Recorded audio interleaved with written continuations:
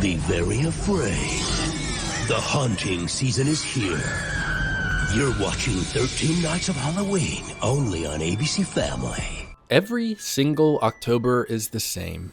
I get a hankering to play something Halloween themed, and so I Google best Halloween games. And every year, the answer is the same. Dead Space, Resident Evil, Silent Hill, Costume Quest. Here's the thing, horror and Halloween are not necessarily synonymous. And Costume Quest is alright, it's just a little juvenile, and I personally don't really like turn-based combat. I've actually tried to make this video for the past several Halloweens because I keep trying to find fairly official games with the theme of Halloween, even if they were older, and the ones I'm finding are just not all that fun. I didn't have a great time with Pumpkin Jack, thought it was a little stale, and I thought Nightmare Before Christmas for PS2 was abysmal. Halloween is just really lacking in full video game representation. So I'm giving that idea up for now. Here's the new idea. I'm going to find some of the best strictly Halloween-themed indie games, and I mean real indie, like games made by individual, independent creators. Now, many of these games are bite-sized pieces of candy rather than full bars, if you get my drift. But isn't that more Halloween accurate anyway? In searching for games, I wanted to commit to the idea that horror games made for Halloween-themed jams do not count if Halloween is not a major theme of the experience. So get yourself a mixed bag of Halloween candy, cut the lights, light a candle, and get all snuggled up with these games.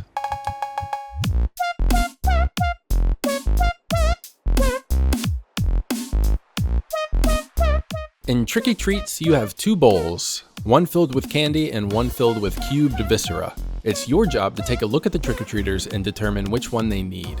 Give a ghoul kid some candy, or some poor human kid a hunk of meat, and they'll slam your own door in your face.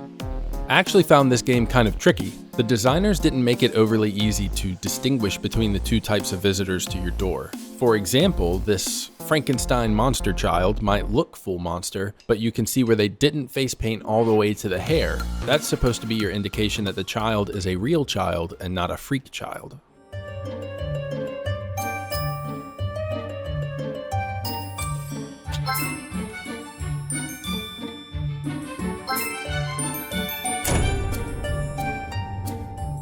Halloweenies is a race against the clock to monopolize the trick-or-treating game in your neighborhood by murdering the competition.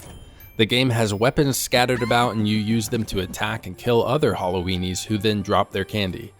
Every piece of candy you pick up adds time to the game. In total, there are 32 Halloweenies to rob. The weapon variety was pretty slim. I only managed to find a cleaver, an axe, and a shovel. And did I kill those Halloweenies? To my everlasting shame, I did. But not all of them. Let me know in the comments what happens if you beat this one, if you don't mind.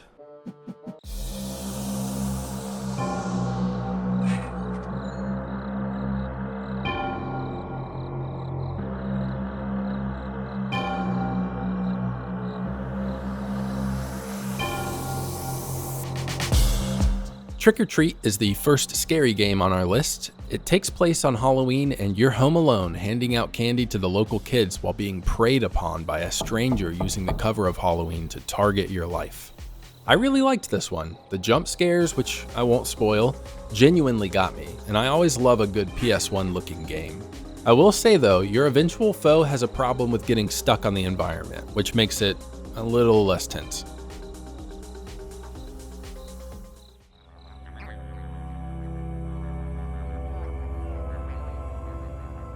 In I Am Dead, Where Are My Keys?, you drive your skeleton self and your skeleton buddy on a cosmic trip through the underworld. As you drive, you begin to fly, getting a better look at the environment, which is self-contained in what seems to be an underground pocket. On this journey, you need to grab candy from your convertible with your jiggly hand. It's not as easy as it sounds, but it was challenging in a pretty unobtrusive way, which is to say I didn't really find it frustrating.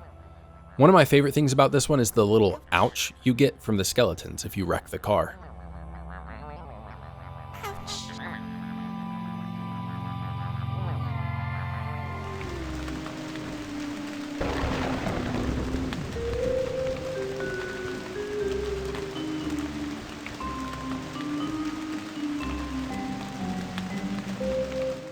Ghastly Goodies is like Croc meets Costume Quest. It uses tank controls just like Croc did, and you're dressed up as a dragon that bears somewhat of a resemblance to the PS1 character, if you choose the character Pete. In the game, you're given two options, Pete or Sarah, so obviously I picked Sarah. She ended up being a little more furry-ish looking than I had hoped, so I wished that I had gone with Pete for the Croc resemblance. In the game, you're simply collecting candy and solving environmental puzzles. This one is just a demo, which is pretty exciting. Maybe indie devs will be the heroes we need to produce dedicated Halloween games that are fun to play and put you in that spooky mood.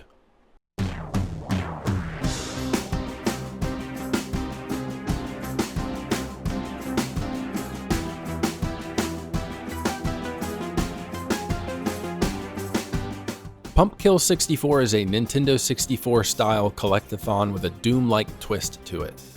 You're collecting candy while avoiding attacks from a giant, floating, ribbed jack-o'-lantern. It seems like you could kill him by destroying all of the pieces, but I could not pull it off before one of his pieces would end up respawning.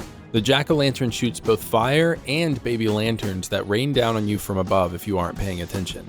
You collect points by collecting candy around the world, which involves exploding pumpkins for their candy guts, and blowing chunks off the jack-o'-lantern because little pieces of chocolate fall that you can collect.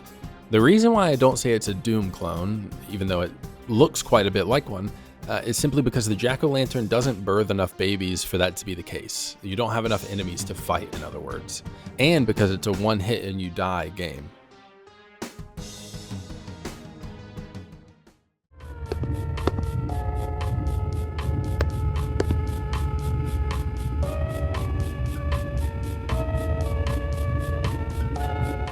Okay, this one's one of my favorites and genuinely had me jumping and scrambling across the keys on my keyboard.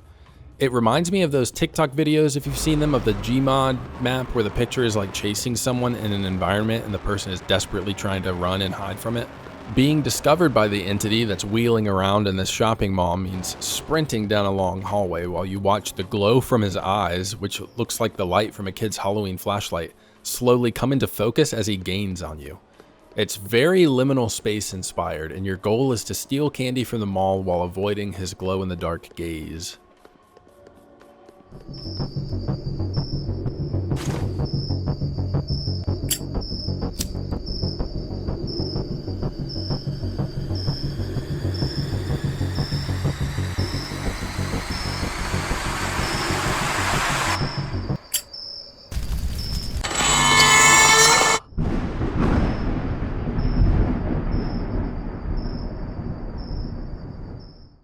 In Halloween Revenge, your first day as a staff member for a convenience store has you managing the store alone on a Halloween night. Local legend has it that an old employee of the convenience store was brutally disfigured by people who called themselves his friend. Known now as the Midnight Maniac, the man has dedicated his life to revenge ever since, and prowls his old stomping ground, the store, to murder those who so callously wronged him. Not to take this game too seriously or anything.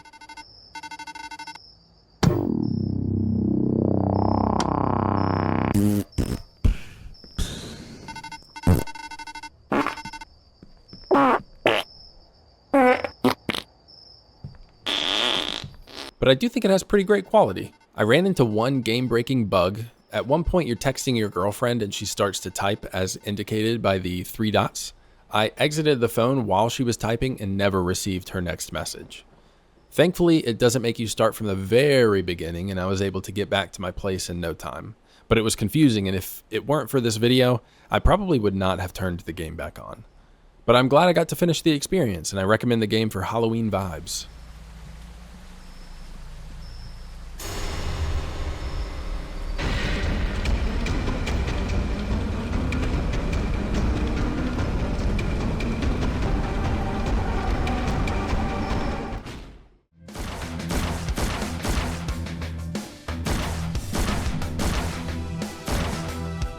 Dungeon Sugar is a horde shooter in the style of Doom.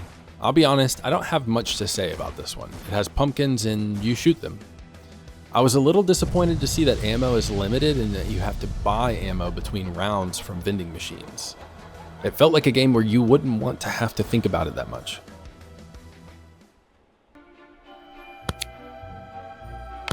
Pumpkin Cafe is a departure in that it's a simple barista simulator for Halloween-themed patrons.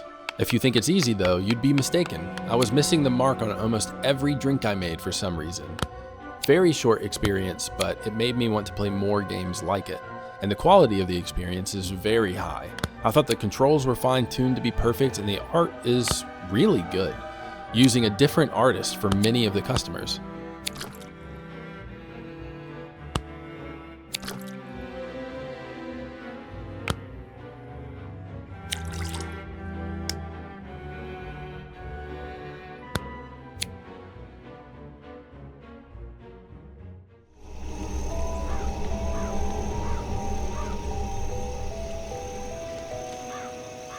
Sugar Ghouls is a Nintendo 64 style platformer and collectathon that has you dressed as a ghost and avoiding or stomping punks who want your candy. The world of this one is awesome, and I'm so happy that this isn't just a little experience. They are making this one into a full game, and I can't wait to play it in its entirety when it's out.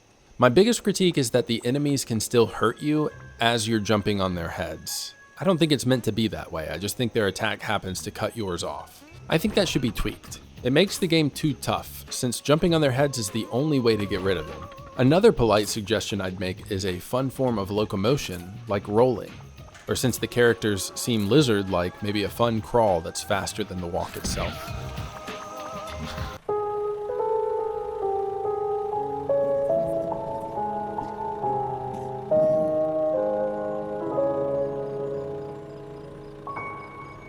I'm ending on an especially unique Halloween experience. The annual Ghost Town Pumpkin Festival is a multiplayer game where you design your ghost avatar and enter a haunted Halloween festival. This festival has a lot to see, like a corn maze, spooky exhibits, a hayride, pumpkin carving, and more. When starting it, I did not expect to be in a game with other people, so it took me by surprise to turn around and see a custom ghost standing behind me. Then when more showed up, I knew this was a special experience. You can have a virtual pumpkin patch visit with your friends for free through the annual Ghost Town Pumpkin Festival. And there you have it, one night's worth of strictly Halloween-related video game fun and bite-sized candy pieces. You can play each and every one of these games on itch.io, which means more than likely these games are going to be exclusive to PC, unfortunately. To play, you need only make an account, find a game you want to play, and download the file. Or if you're like me and prefer using a launcher, you can download itch.io's app and install to the app. Something about clicking in like a random exe just makes me nervous, even if the launch button is functionally the exact same thing.